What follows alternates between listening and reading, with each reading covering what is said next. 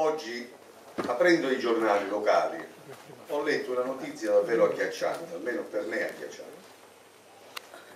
Una lavoratrice di Cavallino, dipendente di un'azienda sotto i 15 dipendenti,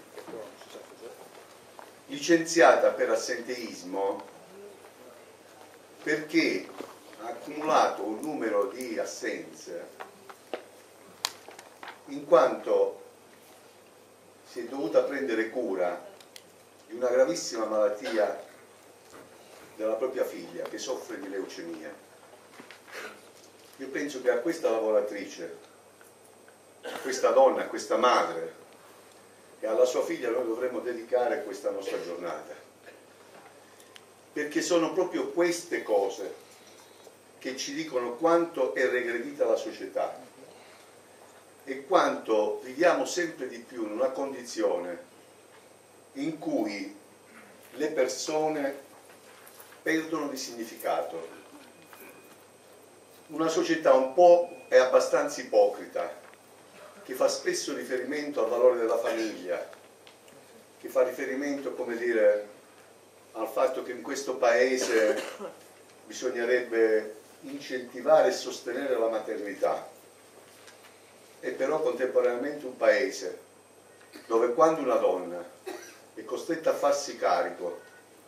di un grave problema che può riguardare un proprio genitore o una propria figlia, viene abbandonata a se stessa senza nessuna tutela, senza nessuna garanzia. Io penso che sono queste le cose che parlano a noi tutti, parlano ai rischi che corriamo di un imbarbarimento della società, di una regressione morale, civile, democratica, che non può lasciare indifferenti. Compagni e compagni, l'attivo di oggi si colloca in un quadro di importanti iniziative che le nostre categorie, le leghe dei pensionati, diversi territori, in occasione del 40° anniversario dello Statuto dei lavoratori stanno svolgendo, mettendo al centro della nostra iniziativa e più complessivamente del dibattito pubblico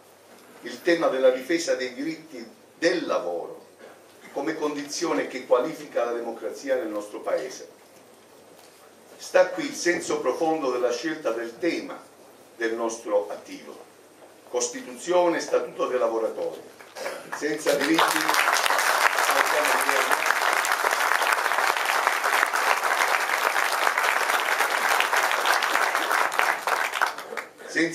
non c'è libertà. Infatti c'è un nesso inscindibile che lega lo Statuto e la nostra Carta Costituzionale,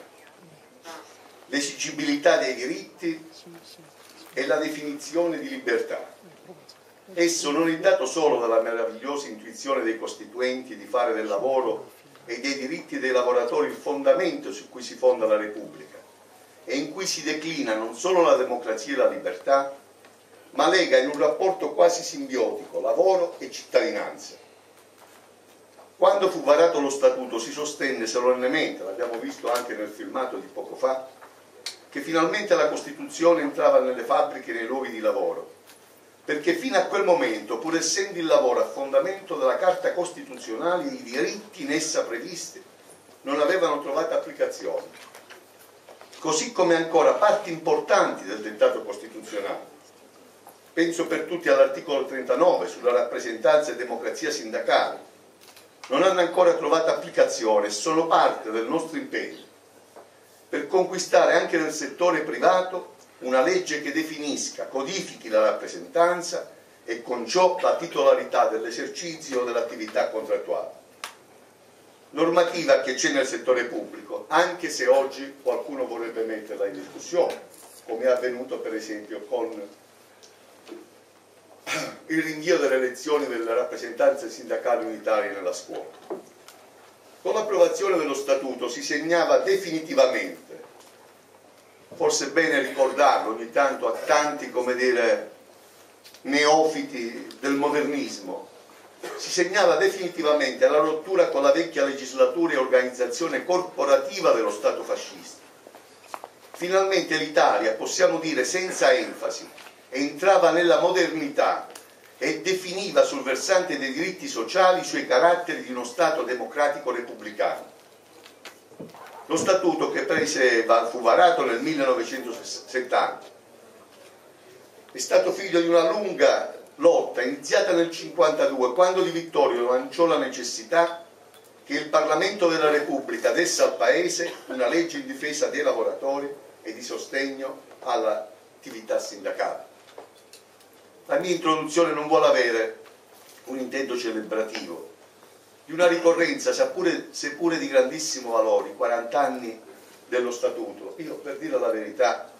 sono convinto che ogni tanto faremmo bene a tenere conto di queste ricorrenze, perché i riti non sono solo la celebrazione di un evento, sono anche un fatto che definisce l'identità, il modo come noi viviamo non solo la nostra storia, ma il presente e il futuro di questo nostro Paese. Dicevo però che non voglio soffermarmi sugli elementi più celebrativi, così come non mi fermerò sugli aspetti più strettamente giuridici che farà il professore Mariucci, ma porre l'accento sulle questioni sociali ed economiche dentro cui si colloca la difesa dello Statuto, della legislazione del lavoro nel nostro Paese, contro la furia iconoclastica che guida l'azione del governo nella destrutturazione dei diritti dei lavoratori. Il centrodestra già nel 2001, con le scelte della loro ministra Maroni e con l'attacco all'articolo 18, ma soprattutto in questa fase in modo più sofisticato e insidioso, sta sviluppando con pervicacia la lucida scelta di smantellare le fondamenta su cui si è sviluppato l'impianto del diritto giuslavoristico del nostro Paese e il complesso dei diritti conquistati dai lavoratori, dalle lavoratrici e dal movimento sindacale. Ho trovato provocatorio che il ministro Sacconi utilizzasse la ricorrenza del 40° anniversario dello Statuto dei lavoratori per annunciare la decisione di procedere al suo smantellamento e di voler rapidamente arrivare al varo dello Statuto dei lavoratori. C'è chi sostiene tutto questo in nome del falso presupposto che lo Statuto sarebbe oramai vecchio, perché con la fine del Fordismo non più in grado di guardare le profonde trasformazioni intervenute nel lavoro e che il processo di emancipazione dei lavoratori ne rende obsoleto l'impianto. Al contrario, sono uno di quelli che sostiene con convinzione che lo Statuto abbia ancora e mantenga tutto il suo valore. Questa convinzione nasce dalla constatazione che certo se ne può rivisitare qualche articolo,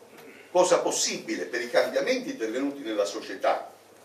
ma che lo Statuto ha ancora la possibilità di favorire e continua a sviluppare effetti benefici nello sviluppo della legislazione, della regolazione del lavoro, con ciò confermando la sua attualità. Pensiamo per esempio al principio di non discriminazione. Dall'evoluzione di quella norma però contro le discriminazioni si è prodotta e continua ad allargarsi una ricca legislazione contro la discriminazione di ogni tipo, a partire da quelle che attengono al genere, a quelle sulle tendenze sessuali, a quelle relative ai migranti, a quelle sulla disabilità. Da lì nasce tutta la importante legislazione e giurisprudenza sulla sicurezza e salute sui posti di lavoro e l'elenco potrebbe a lungo, continuare. Quello che questo governo persegue non è dunque una sua rivisitazione, ma il suo smantellamento per sostituire